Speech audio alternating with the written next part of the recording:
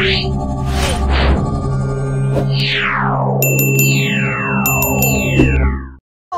nagkahiusak kani paano? Sa pagsiuli sa ika-usa kadatos ulong na adlawng pundasyon sa Parin, ang Subong Festival gisugat aron sa pagpasidungog o pagpreserba sa tradisyonal nga kultura ug ekonomiya sa Parin. Ang Subong nagpasapot og tradisyonal nga sudanan nga hinimos sa kawayan nga gigamit sa pagkolekta og tubak. Kini usab usa ka simbolo sa kasaysayan sa pangisda o papamuwad sa lugar na mo'y usa sa pangunang panginabuhian sa mga residente. Nagpakita sa tradisyonal na pagpanagat sa kadagatan, diin makita ng pag-uuma, nagapukag o nagahimo sa mga buwan. Gipakita usab ang proseso gikan sa pag-uhaw hangtod sa pagbulad sa isda. Ang sugilanon sa pagminyoon nagasugod sa usa ka panaguyab. Ang lalaking naghatag og buwad, nagiputos sulod sa sugong na mo'y simbolo sa iyang gugma. Kini iya pangitikaw o gilamian aron madani ang babae. Ang lalaki misulay sa kaminyo. Ipakita din ang tradisyonal nga pagpangayo o kamot sa ginikanan sa babae. Uban ang mga produkto sa sugong isip simbolo sa katapatan o pagpugna o pamilya. Ang sugilanon natapos sa usa ka malipayong kasal. Nagipakita ang kultura ug sayo sa kay. Gamit ang sugong, nagpadayag kini sa kaanyag sa tradisyon o paghiusa sa komunidad. Ang Subong Festival nagapadayon aron maipakita ang kinaadman ug kaanindot sa tradisyon sa Bukolan. Diin ang buwad ug sugong nagdala og dakong pasidungog sa kasaysayan ug kultura sa lungsod.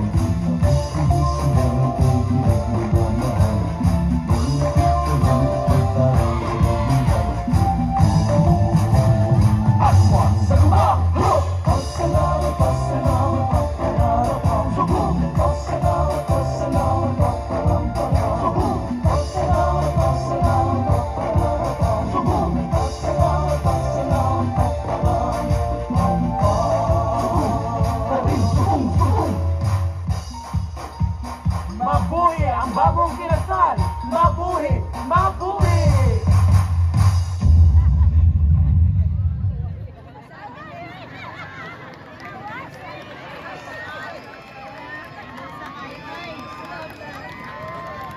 Thank you.